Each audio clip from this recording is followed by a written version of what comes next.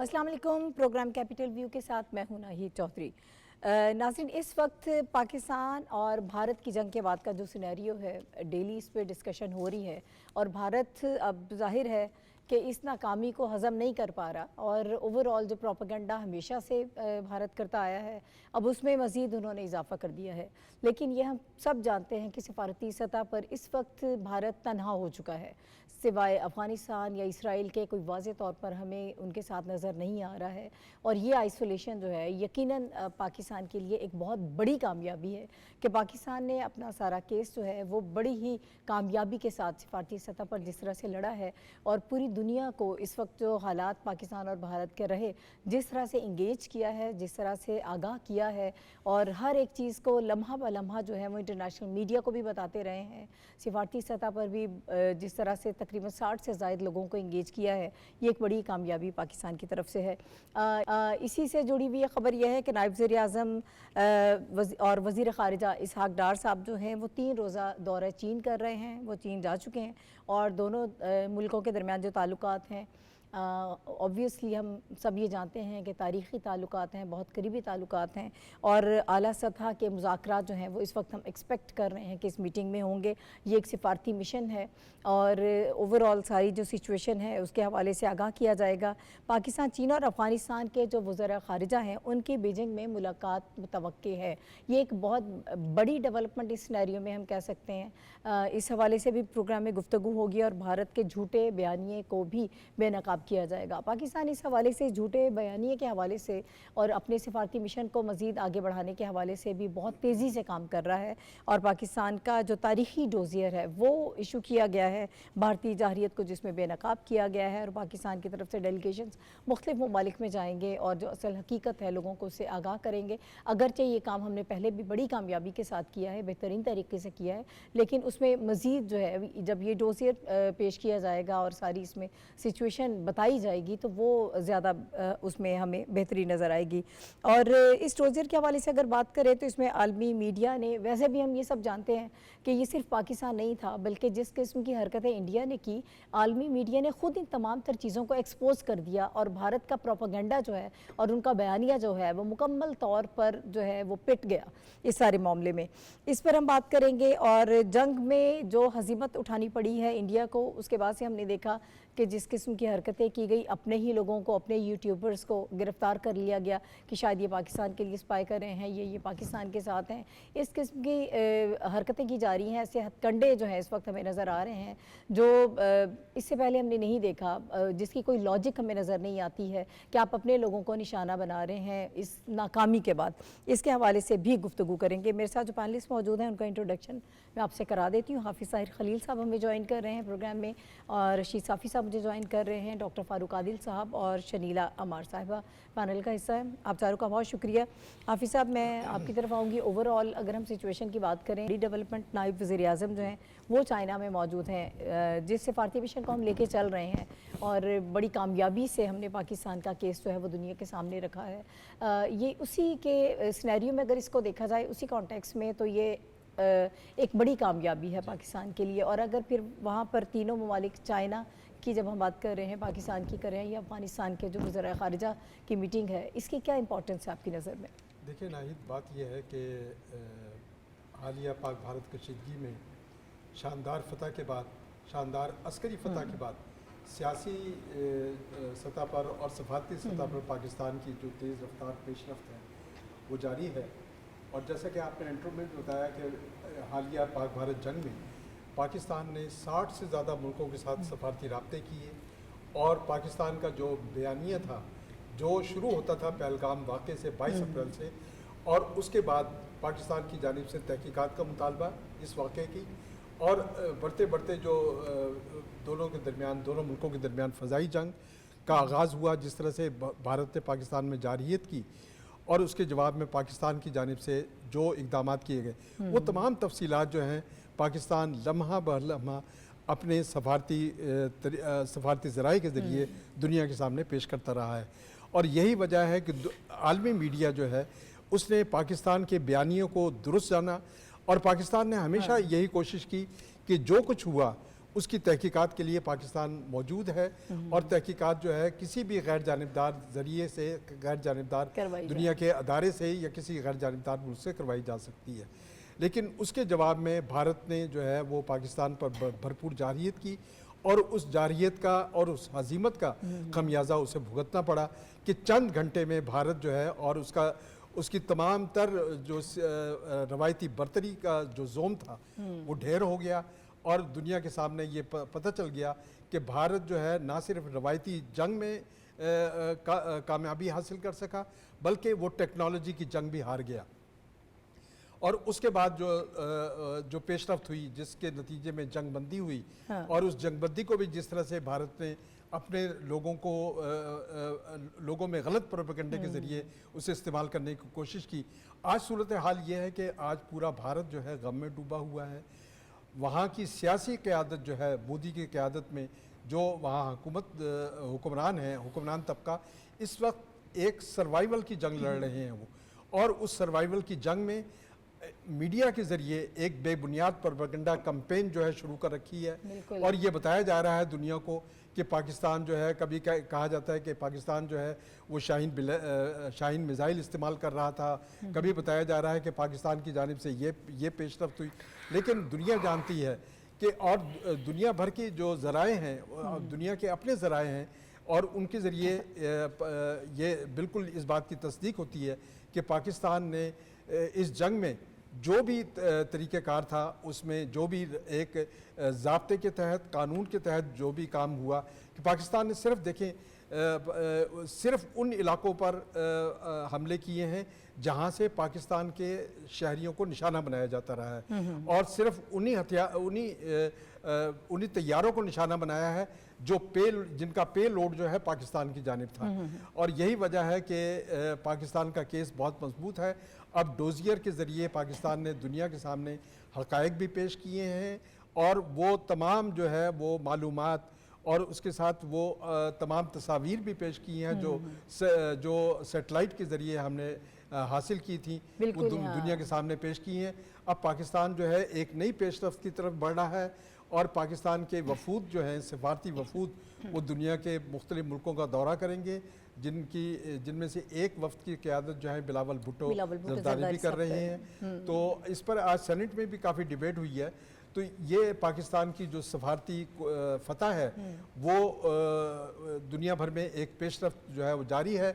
और अब चीन गए हैं वज़ीर ख़ारजा, नायब वज़ीर आज़म, वहाँ आज और कल चीनी हम सब से उनकी मुलाकातें हैं जिसमें पूरे ख़ित्ते की सूरत हाल पर बात होगी। और उसके बाद ये मीटिंग दरअसल जिस तरह के आपने अपने इंट्रो में भी बताया, ये एक ट्राइलेटरल मीटिंग है बीजिंग में जिसमें चीन के वज़ीर ख़ारजा भी शामिल होंगे और इसके ज़रिए वो ख़ित्ते की सूरत हाल का जायज़ा लेंगे। क्योंकि चीन चाहता ये है कि अफ़गानिस्तान एक पुरअमन मुल्क बने, वहाँ पर दहशतगर्दी के अड्डे ख़त्म होने चाहिए। तो यही वजह है कि अब इन वज़ीर ख़ारजा का ये दौरा जो है वो इस लिहाज से ख़ित्ते में अमन और इस्तेहकाम की एक नई नवीद भी ला सकता है। ठीक है साफ़ी साहब, ये जो ट्रायलैटरल मीटिंग एक्सपेक्टेड है, आप इसको किस तरह से देख रहे हैं? जी, एक तसलसल नाहिद ये पाकिस्तान और चीन और अफ़गानिस्तान के बीच में मुज़ाकराती एक अमल है। आप जानती है कि कुछ मुद्दत पहले वज़ीर ख़ारजा पाकिस्तान के तशरीफ़ लेके गए थे काबुल में और वहाँ पे चीनी सफारतकारों की मौजूदगी में उन्होंने अफ़गानिस्तान के रहनुमाओं से बातचीत की थी और उसके बाद पाकिस्तान के ख़ुसूसी नुमाइंदे मोहम्मद सादिक और चीन के ख़ुसूसी नुमाइंदे बराए अफ़गानिस्तान वो भी फॉलो अप मीटिंग के तौर पे गए थे। तो अब तवक्को तो ये की जा रही थी कि अमीर ख़ान मुत्तकी जो अबूरी वज़ीर ख़ारजा है अफ़गानिस्तान के, कि वो पाकिस्तान आएंगे, लेकिन हालिया दिनों में कुछ सफारती मुश्किलात की वजह से उनका पाकिस्तान शायद आना मुमकिन नहीं हुआ। ख़ुसूसन पाकिस्तान को बड़ी तशवीश लाहक हुई, बल्कि पाकिस्तान से ज़्यादा चीन ने इस बात पे तशवीश का इजहार किया। जब पाकिस्तान और इंडिया के दरमियान जंग शुरू हुई तो दुनिया में दो ममालिक ऐसे थे जिन्होंने भारत की जारहियत का साथ दिया उनमें बदकिस्मती से अफ़गानिस्तान के कुछ हल्के शामिल थे। मैं अबूरी हुकूमत कंप्लीट अबूरी हुकूमत भी नहीं उनको मुर्द इल्ज़ाम नहीं ठहराता, लेकिन अफ़गानिस्तान के कुछ अहम सरकर्दा रहनुमा जिनका ताल्लुक़ कंदहार ग्रुप से है और जिसमें सदर इब्राहीम जो नायब वज़ीर दाखिला है, उनका मुबैना तौर पर इसी कॉन्फ्लिक्ट के बीच में इंडिया जाना और फिर इंडिया वफ़द का अचानक अफ़गानिस्तान का दौरा करना, ये तमाम चीज़ें पाकिस्तान के लिए नाक़ाबिल कबूल तो थी ही, इस पर चीन को भी तशवीश है, क्योंकि अगर अफ़गानिस्तान पुरअमन नहीं रहेगा तो ना सिर्फ अफ़गानिस्तान के अंदर चीनी इंटरेस्ट और चीनी इन्वेस्टमेंट को नुकसान पहुँचेगा, बल्कि जो अरबों डॉलर्स की चीनी इन्वेस्टमेंट पाकिस्तान में CPEC, BRI और दीगर मनसूबे की शक्ल में मौजूद है, उसको भी शदीद ख़तरात लाहक होंगे, क्योंकि अब भारत तो बरमला ये बात कर रहा है कि BLA हो, BRF हो, BNA हो, TTP हो, ISKP हो, अलकायदा हो, जो भी पाकिस्तान के दुश्मन क़ुव्वतें हैं, उनको अजीत दौल जैसे लोग और उनके जो बाकी राह के जो अहम अहलकार है, वो बड़े फ़ख्र से कहते हैं कि हमारी प्रॉक्सीज़ है, ये हमारे हाथ पाँव हैं और इनको हम पाकिस्तान के ख़िलाफ़ इस्तेमाल करते रहे हैं, कर रहे हैं और करते रहेंगे। तो ये इंडिया की एक ऐसी पॉलिसी है जिस पे दुनिया को तशवीश है, चीन को तशवीश है, पाकिस्तान को तशवीश है। और ये जो ट्राइलेटर मीटिंग हो रही है, तो पाकिस्तान अपने उसी पुराने मौक़िफ़ के साथ इस ट्राइलेटर इजलास में शरीक हो रहा है कि हम पुरअमन अफ़गानिस्तान को वो देखना हमारी ख्वाहिश है, क्योंकि अफ़गानिस्तान पुरअमन होगा तो हमारी सरहदें महफूज होंगी, हमारी सरहदों पे अमन होगा और पाकिस्तान के बाकी इलाक़ों में भी हमें दहशतगर्दी का सामना नहीं करना पड़ेगा। तो ये वज़ीर ख़ारजा का दौरे का एक अहम हिस्सा जो है ये ट्राइलेटर मीटिंग के लिए मुख्तस है, लेकिन इसके साथ साथ ये आला सतही दौरा जो है इस बात की भी गमाज़ी करता है कि पाकिस्तान कुल की चीन की जो तज़वीराती सपोर्ट है पाकिस्तान को, उसकी हम इतराफ़ भी करते हैं, चीनी दोस्ती पे फ़ख्र भी करते हैं, और ये हम अपनी रियासती ज़िम्मेदारी समझते हैं कि जब ऐसे वाक़यात हो जिसमें चीन का हमारे दोस्ती का एहया हो, दोस्ती की रिनीवल हो, तो तब हमारी लीडर वहाँ पे जाते हैं। तो ज़ाहिर है ये 2 दिन जो है चीन के साथ मज़ीद स्ट्रेटेजिक ताल्लुक़ात को बढ़ावा देने, चीन का एक मैं अगर ये कह सकूँ, ये तो सरकारी स्टांस नहीं है, लेकिन मेरी ज़ाती एक पाकिस्तानी शहरी के तौर पर मैं ये बात कह सकता हूँ कि हो सकता है कि हम चीन के एक शुक्रिया के तौर पे और उनके दोस्ती को एक खराज तहसीन पेश करने के लिए भी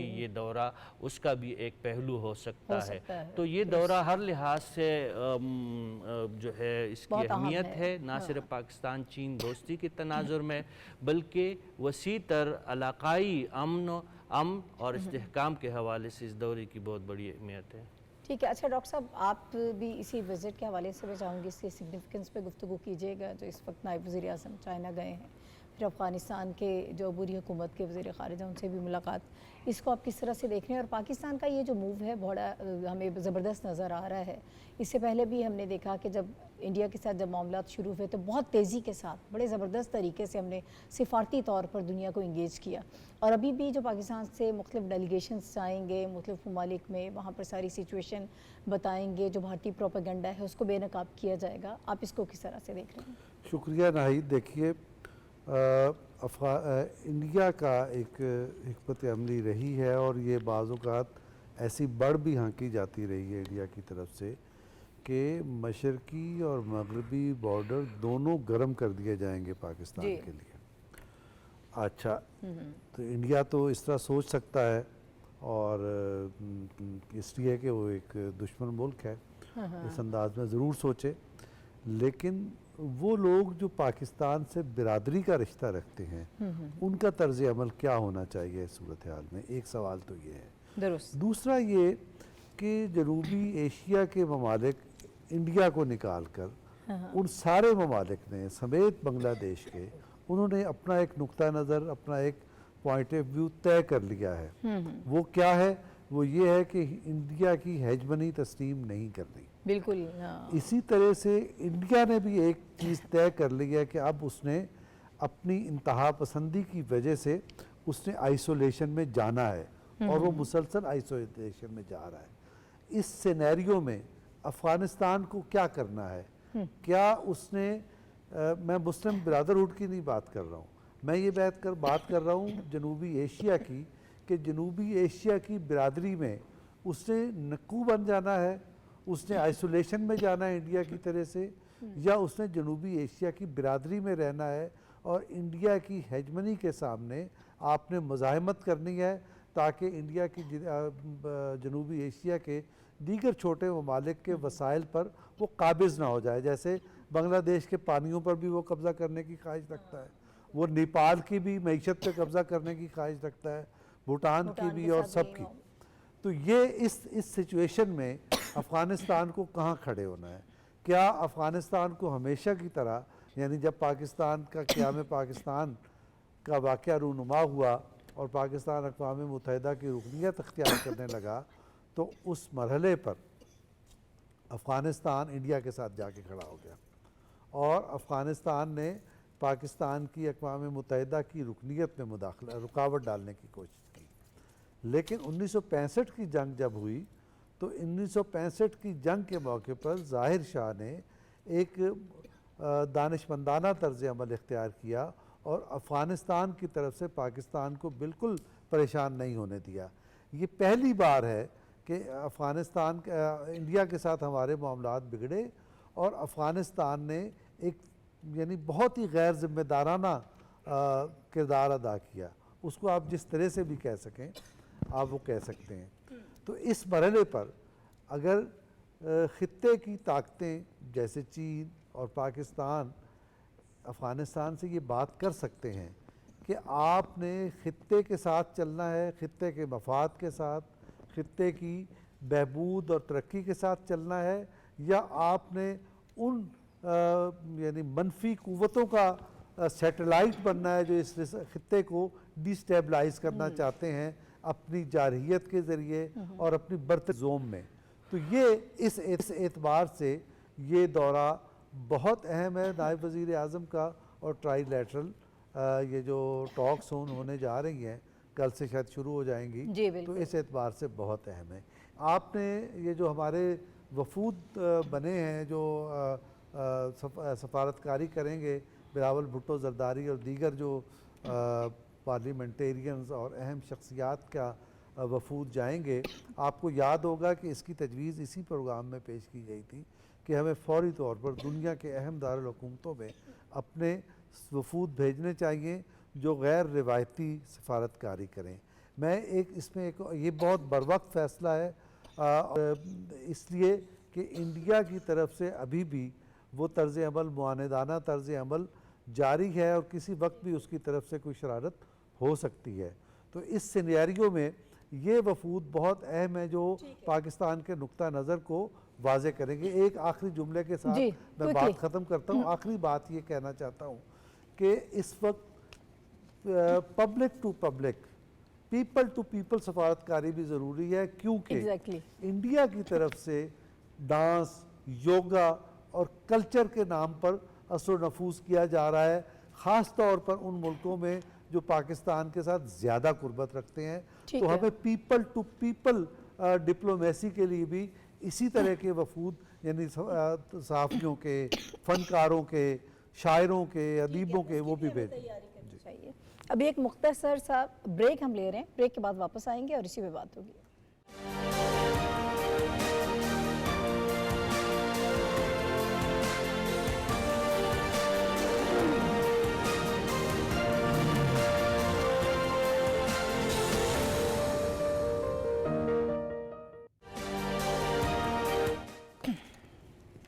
प्रोग्राम में एक मरतबा फिर आपको खुशामदीद कहते हैं और इस वक्त हम बात कर रहे थे पाकिस्तान भारत के जो सारे मामला चल रहे हैं और इस हवाले से पाकिस्तान जिस तरह से सिफारतकारी कर रहा है वो बहुत अहम है। वज़ीर ख़ारिजा और नायब वज़ीर आज़म इसहाक़ डार साहब जो हैं वो चाइना में मौजूद हैं। इसके अलावा भी बहुत सारे आला सतह के वफूद जो हैं वो दुनिया भर में जा रहे हैं। एक आला सतह के वफ्द की सरबराही जो है वो बिलावल भुट्टो जरदारी साहब भी कर रहे हैं, और भारतीय झूठ का उसका जो प्रोपेगेंडा है उसको पूरी दुनिया के सामने बेनकाब किया जा रहा है। और जो पाकिस्तान की तरफ से डोजियर तैयार किया गया है वो बड़ी अहम चीज़ है, बड़ी ज़बरदस्त चीज़ है, और इस मूव को यकीनन हम ये देख रहे हैं कि बड़ी कामयाबी के साथ पाकिस्तान इसको आगे लेकर चलेगा। जी Shanila, what's your take on it?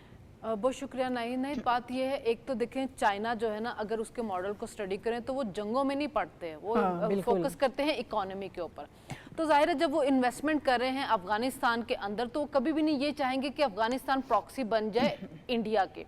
तो जो हमारे वज़ीर ख़ारजा वहाँ पे जा रहे हैं और वहाँ पे जाकर अफ़गान वज़ीर ख़ारजा भी आएंगे और मुलाकात होगी, तो वहाँ पे यही चीज़ ही होगी कि देखें आप अपने मुल्क के बेनिफिट को देखें, आपके मुल्क का फ़ायदा किस में है आपके अवाम की। या तो आप लोगों दूसरे मुल्कों की प्रॉक्सी बने, जाके अपनी सरजमीन को इस्तेमाल करने दे दहशत गर्दी के लिए, और वो जाके दूसरे मुल्कों में दहशत गर्दी कर दे, और या आप अपने मुल्क के अंदर इकोनॉमी की एक्टिविटीज़ होने दें। तो चाइना ने जो अपना रोड एंड बेल्ट इनिशिएटिव था, उसी की वजह से जब इंडिया के अंदर G20 कॉन्फ्रेंस हुई थी तो चाइना नहीं गया था, क्योंकि उसका ज़्यादा फोकस अपने इनिशिएटिव की तरफ था और अपने CPEC प्रोजेक्ट की तरफ था, बेल्ट एंड रोड इनिशिएटिव की तरफ था, ताकि उसके जरिए दूसरे मुल्कों के साथ कनेक्टिविटी हो। अब जो अफगानिस्तान के अंदर वो जो ट्रैक बन रहा है, वो रेलवे ट्रैक वो किस लिए बन रहा है? वो इसलिए बना रहा है ना, चाइना के पाकिस्तान को जोड़े, चाइना के साथ आगे सेंट्रल एशिया की तरफ तजारत हो, एक्टिविटी स्टार्ट हो और दुनिया आपस में कनेक्ट होती जाए।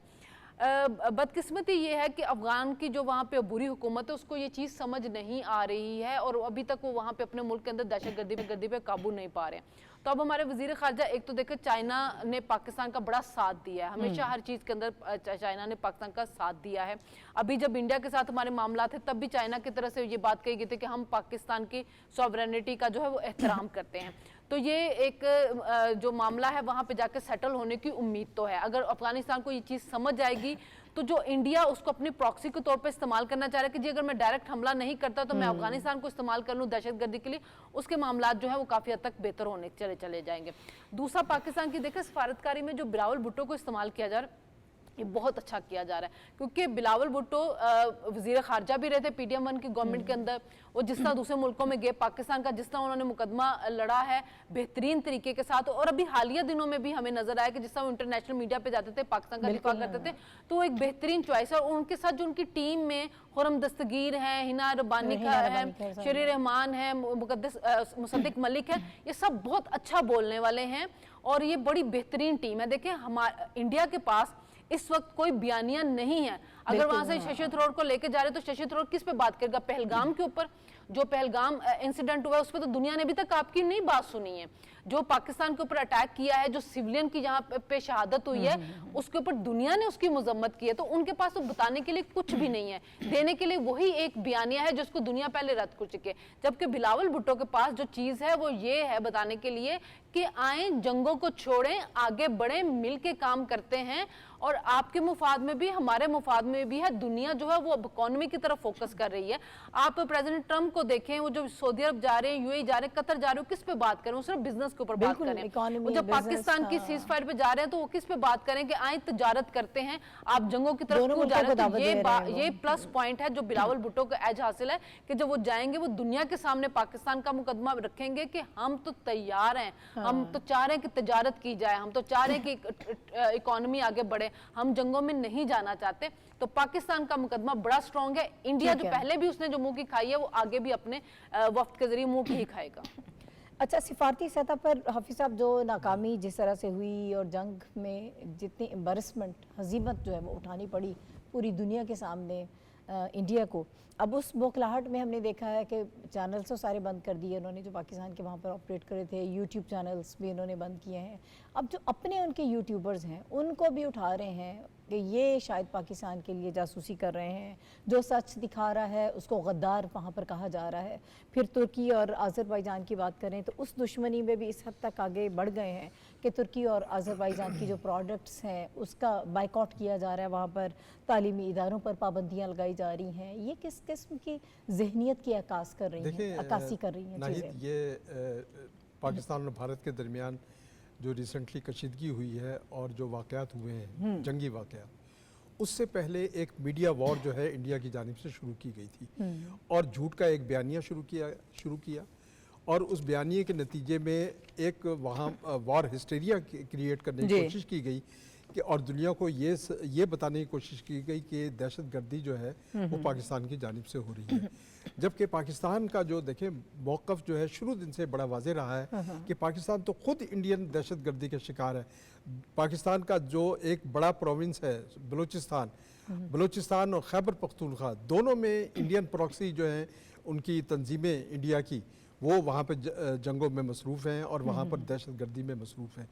और यही वजह है कि भारत की हजीमत जो है ना सिर्फ मीडिया वॉर में हुई है, अब वो इस जानिब बढ़ रहा है कि किसी तरीके से मुज़ाकरात से राह फरार अख्तियार की जाए, क्योंकि प्रेसिडेंट ट्रंप ने जो जंगबंदी कराई है उसमें बुनियादी नुक्ता यह है कि कश्मीर पर बातचीत हो, कश्मीर पर मुज़ाकरात किए जाएं, और पाकिस्तान भी उस जानिब बढ़ रहा है और दुनिया को ये बावर कराने की कोशिश कर रहा है सलामती कौंसिल के ज़रिए भी और दीगर ज़राए के ज़रिए भी कि पाकिस्तान ये चाहता है कि कंपोजिट डायलॉग जो 12 साल से मुअत्तल पड़े हैं, 2015 में सुषमा स्वराज यहाँ पर आई थी, उसके बाद से ये मुज़ाकरात मुअत्तल पड़े हैं, इन मुज़ाकरात को शुरू किया जाए। देखिए उसमें 3 नुकात जो हैं बुनियादी तौर पर मौजूद हैं, दहशतगर्दी भी मौजूद है, उसमें कश्मीर का मसला भी मौजूद है, उसमें तिजारत के मामलात भी मौजूद हैं, और पाकिस्तान की ये कोशिश है कि कंपोजिट डायलॉग जो है उसका सिलसिला शुरू किया जाए, लेकिन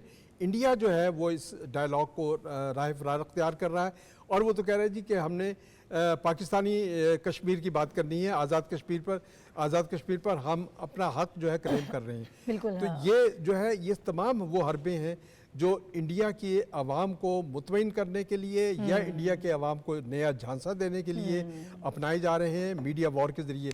यही वजह है कि पाकिस्तान के तकरीबन तमाम जो पॉपुलर चैनल्स हैं, पॉपुलर जो यहाँ पर एंकर्स हैं या मीडिया से वाबस्ता लोग हैं, उनके जो उनके ना सिर्फ ये कि यूट्यूब बंद किए गए हैं, उनका हर किस्म का जो सेटेलाइट जो नेटवर्क्स था उनको बंद कर दिया गया है। तो ये जंग जो है देखें आज की दुनिया में महज पाबंदियों से किसी को खबर की रसाई तक रोका नहीं जा सकता। बहुत से ज़राए दुनिया में मौजूद हैं और दुनिया जानती है कि हकीकत क्या है। पाकिस्तान की पेशकश आज भी मौजूद है। पाकिस्तान दुनिया के सामने अपना जो केस लेकर जा रहा है वो बड़ा मजबूत केस है कि आएँ बैठें, जो भी मामलात हैं वो मुज़ाकरात के ज़रिए, अगर तहकीकात भी करनी तो आपको बैठ के बातचीत करनी पड़ेगी। तो यही वजह है कि तमाम मसाइल का हल जो है वो मुज़ाकरात ही हैं और हमें बिल आखिर इन तमाम मामलात को मुज़ाकरात के ज़रिए ही हल करना पड़ेगा। अच्छा साफ़ी साहब, ये जो साइकी है इंडिया की कि जो हम दिखाएं आप वो देखें और उस पर फिर आप यकीन भी करें, जो हम नहीं दिखाना चाहते वो ना देखें। अब हमने देखा कि जो हिंदुस्तानी फ़ौज के ऑफिशियल ट्विटर हैंडल की एक वीडियो जो उन्होंने इशू की, उसको पाकिस्तान की वजारत ख़ारिजा ने उसकी तरदीद की है। हिंदुस्तानी मीडिया के बाज़ हिस्सों में जो चीज़ें वो गर्दिश कर रही थी, उन्होंने ये प्रोपेगेंडा करने की कोशिश की कि पाकिस्तान ने शाहीन मिसाइल का इस्तेमाल किया है। इसको आप कैसे रिस्पॉन्ड करते हैं? पाकिस्तान अगर शाहीन मिसाइल इस्तेमाल करता तो फिर इंडिया के दफ्तर ख़ारजा को अपनी ट्विटर अकाउंट पे या वेबसाइट पे इस हादसे को लगाने की ज़रूरत चंदा पेश ना आती, बल्कि दुनिया देखती कि शाहीन मिसाइल क्या इस्तेमाल होता है और उसके नताइज क्या होते हैं। वो उन्हें पता है कि एक झूठा बयानिया गढ़ने की वो कोशिश कर रहे हैं पाकिस्तान पे, जिस तरह मोदी ने अपने ख़िताब में कहा था कि पाकिस्तान के न्यूक्लियर वार की ब्लैकमेलिंग में इंडिया नहीं आएगा। ये उसी सिलसिले की कड़ी है। पाकिस्तान एक ज़िम्मेदार मुल्क है। पाकिस्तान का एटॉमिक और बैलिस्टिक टेक्नोलॉजी बिल्कुल महफूज हाथों में है। हर कदम हम फूंक फूंक के उठाते हैं। ये हमारी पॉलिसी है ही नहीं कि हम एग्रेशन करें। अगर ऐसा होता तो भारत ने तो कोई कसर छोड़ी ही नहीं। पाकिस्तान से लेकर आज के दिन तक वो एग्रेशन पाकिस्तान के ख़िलाफ़ करता रहा है। इसलिए तो भारत के दफ्तर ख़ारजा को वो वीडियो डिलीट करनी पड़ी, और क्योंकि उनके पास कोई सबूत ही नहीं था। चूँकि भारतीय दफ्तर ख़ारजा हो, राह हो, मोदी सरकार की जो बाकी मशीनरी हो, उनकी पूरी तवज्जो 22 अप्रैल से लेकर ताहाल सिर्फ पाकिस्तान मुखालिफ झूठे प्रोपेगंडे पे था। जो जो इंडियन मीडिया को अब गोदी मीडिया का जो एक नाम मिला है, उनको एक टास्क दिया गया है। अर्नब गोस्वामी जैसे लोगों को और वो जो मेजर है उनको ख़ास तौर पर असाइन किया गया था कि पाकिस्तान इतना झूठ बोले, इतना झूठ बोले कि दुनिया उसको सच समझना शुरू कर दे। लेकिन उनकी बदकिस्मती ऐसी हुई कि मार उनको इतनी बुरी तरह पड़ी है कि उनका कोई बयानिया जो है उसका सर पैर उनको मालूम नहीं होता। उनका मीडिया जो है उसमें जो सेंसिबल आवाज़ें हैं वो दुनिया से इस वक्त माफ़ी का ख्वास्तगार है। इसी तरह उनके दफ्तर खारजा जो है उसको ये वीडियो हटानी पड़ी। ऐसी इसमें किसी किस्म की सदाकत नहीं है। ISPR ने कह दिया है कि फतह 1 फतह 2 ड्रोन टेक्नोलॉजी और पाकिस्तान की जो जदीद तोपखाना है उसको इस्तेमाल किया गया है। और अभी तो इसकी और हमारे फ़िज़ाइया इस्तेमाल हुआ है। अभी तो अगर ये इस बात यहाँ तक नौबत आती तो ये तो कुछ कहानी उलट हो जाती। मोदी सरकार तो मुंह छुपाने की तो क्या, बात करने को भी उनको मौका फिर नहीं मिलता। तो बिल्कुल झूठ है। जिस तरीके से वो अपने ही ब्लॉगर्स को उठा रहे हैं, चाहे जीवनी मल्होत्रा का हो, चाहे वो देवेंद्र सिंह की गिरफ्तारी हो, चाहे मर्तबा अली जो है उनकी गिरफ्तारी हो, और अब मज़ीद 5-6 जो है एसोसिएटेड लोग उनको उठाया गया है कि पाकिस्तान के लिए ये लोग जासूसी करते हैं। अरे भाई, पाकिस्तान आपके लोगों की इन छोटी जासूसियों का मोहताज नहीं है। अल्हम्दुलिल्लाह हमारे पास ऐसा विजिलेंस और ऐसा निज़ाम है जो आपके जड़ों तक जांग सकता है। हम इन लोगों का, अपने शहरियों को, अगर आपने कोई और गुस्सा निकालना है तो किसी और तरीके से निकाले।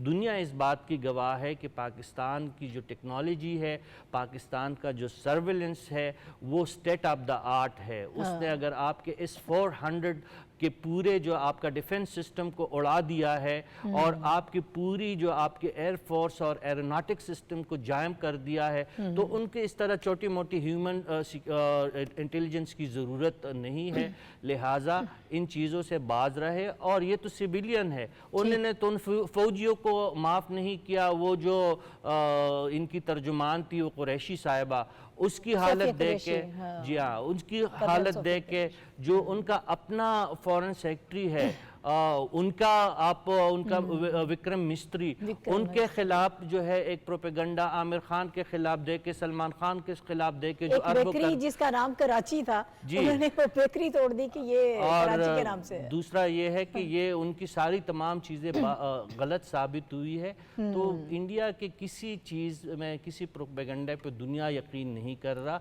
उनके साथ मैं दोबारा दोहराए देता हूँ कि इस पूरे प्रोसेस में सिर्फ इसराइल और अफगानिस्तान के कुछ एक हिस्से का उनके मौक़िफ़ से उनका इत्तेफाक है। बाकी दुनिया उनके किसी एक बात पे भी यकीन करने को तैयार नहीं है। ठीक है। अच्छा डॉक्टर साहब, तुर्की और आज़रबाईजान की मसनूआत का अगर आप बाइकॉट कर लेंगे तो उनको क्या फ़र्क पड़ेगा? और पूरी दुनिया एक तरफ है, इस वक्त आपके साथ कोई नहीं है, किस किस की प्रोडक्ट्स का आप बाइकॉट करेंगे? किस किस के साथ लड़ाई लड़ेंगे? क्या आप हमारा जो प्रोपेगेंडा है उसको यकीन क्यों नहीं करते हैं? हमारे बयानिए को क्यों नहीं सुन रहे हैं? ये किस किस्म की हरकत है? एक बचकाना सी चीज़ जो है वो सारे सिनेरियो में महसूस होती है। वही पुराने जुमला मैं बोलूँगा कि खिसियानी बिल्ली खंबा नोचे। अब इनके पास कुछ और नोचने के लिए नहीं है तो खंबा ही नोचेंगे। दूसरे जो ख़ास बात है ना, तुर्किया की और आज़रबाईजान की, इन्होंने सकाफ़ती सतह पे वहाँ बड़े असर नफूज़ की कोशिशें करते रहे हैं, बहुत ज़्यादा। और ये यानी कई दिहाइयों से इन्होंने वहाँ कोशिशें की और वो सारी कोशिशें ज़ाया चली गईं। वो पाकिस्तान के साथ जो रिश्ता है तुर्किया का और आज़रबाईजान का, आजमाइश की इस घड़ी में वो साबित कदम रहे और वो रिश्ता जिंदा रहा। तो इनको सदमा इस बात का है जो हमने इतनी मेहनत की थी और हमने इतनी ज़ाया हो गई हमारी। तो ये है, इस बात का गुस्सा है। एक पहलू तो उसका ये है। दूसरा पहलू इसको उसके साथ मिला के देखें, तुर्किया और आज़रबाईजान का मामला भी और अपने जो यूट्यूबर्स और जो मीडिया मैन उठा रहे हैं, इनको भी ज़रा मिला के देखें। ये उस वक्त होता है जो खिसियानी बिल्ली वाली बात है कि जब आपके पास कहने की कोई बात ना हो, मुंह छुपाने के लिए कोई जगह ना हो, तो फिर आप इसी तरह की हरकतें करते हैं। आप एजुकेशनल जो आपकी मुआहदे हैं वो तोड़ देते हैं, आप बिजनेस रोक देते हैं, अपने लोगों को जो तन्हा लोग हैं, यूट्यूबर बेचारा होता क्या है, एक आदमी, वो उस गरीब की क्या औकात है कि वो कोई जासूसी करेगा और मुल्कों के दरमियान। तो दरअसल शिकस्त खुर्दा ताकत जो है जासूसी करके यूट्यूब पे डाल तो शिकस्त खुर्दगी अया है इस तर्ज अमल से। तो ये शिकस्त खुर्दा और जो ना कुछ कहने के लिए है, ना मुंह छुपाने के लिए कोई बात है, ना अपने आवाम को बताने के लिए कोई बात है, तो अब मौज़ूआत को तब्दील करने के लिए ये हरकतें की जा रही हैं। तो इन हरकतों के ना कोई असरात हैं, ना इनकी उम्र है, बिल आखिर सच गालिब आएगा और मोदी साहब और उनके जो मुशीर हैं, जो उनके हमजलीस हैं, इनको कहीं मुंह छुपाने की जगह नहीं मिलेगी। हम एक नया भारत देखेंगे और तवक्को करनी चाहिए कि एक हकीकत पसंद और दुरुस्त भारत होगा जो खित्ते में अमन की बात करेगा, हेजमनी की बात करके खित्ते को डिस्टर्ब नहीं करेगा। ठीक है, अच्छा शनीला, ये शिकस्त खुर्दगी और हजीमत, इस सारे मामले में जो कोशिशें की जा रही हैं, प्रोपेगेंडा भी किया जा रहा है, अब समझ में नहीं आ रहा कि किया जाए। कोई एडवेंचर या कोई इस किस्म का कदम उठाया जा सकता है? धमकियाँ तो लगा रहे हैं कि अभी भी हालत जंग में है, लेकिन कुछ ऐसी पॉसिबिलिटीज़ नियर फ्यूचर में नज़र आ रही हैं?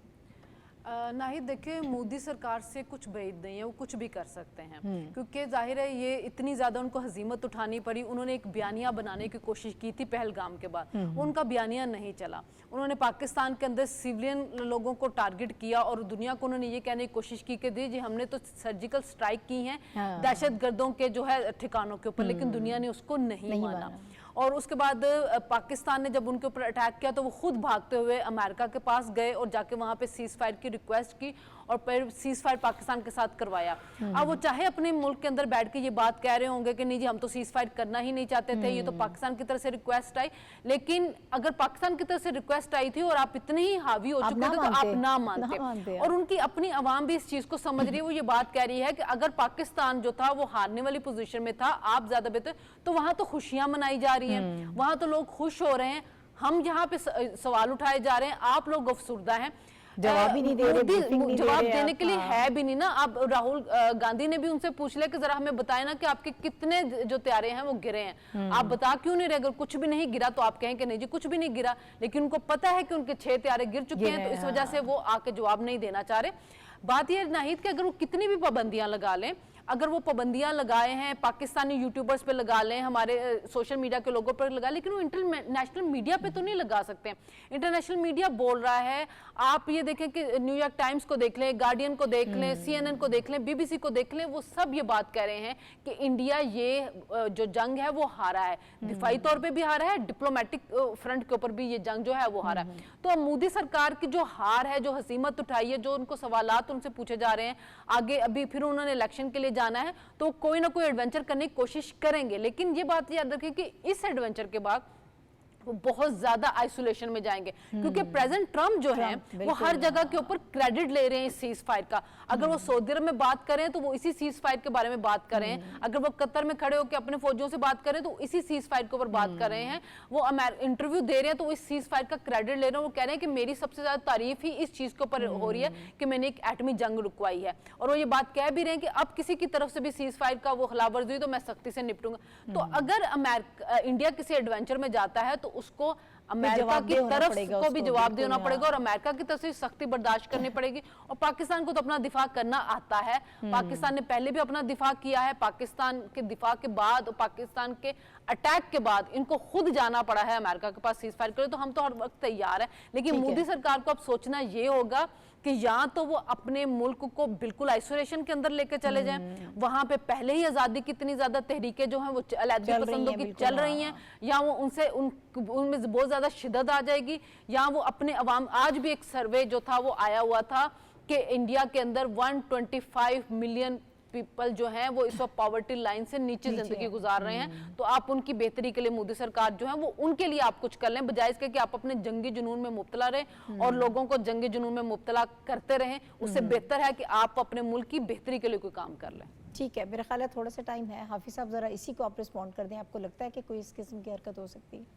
देखिए बात यह है कि जिस तरह से शनील ने बात की है और दीगर हमारे साथी भी ये कह रहे हैं, इस वक्त मोदी जो हैं जिस डिस्परेशन का शिकार हैं, जो हजीमत उन्हें जंग में उठाना पड़ी है, उसके बाद उनकी तकरीरें आप देखें, उनके पार्लियामेंट में बयानात देखें, और वो मुसलसल ये कह रहे हैं कि जंग ख़त्म नहीं हुई, जंग जारी है। हम पाकिस्तान के शहरों को निशाना बनाएंगे।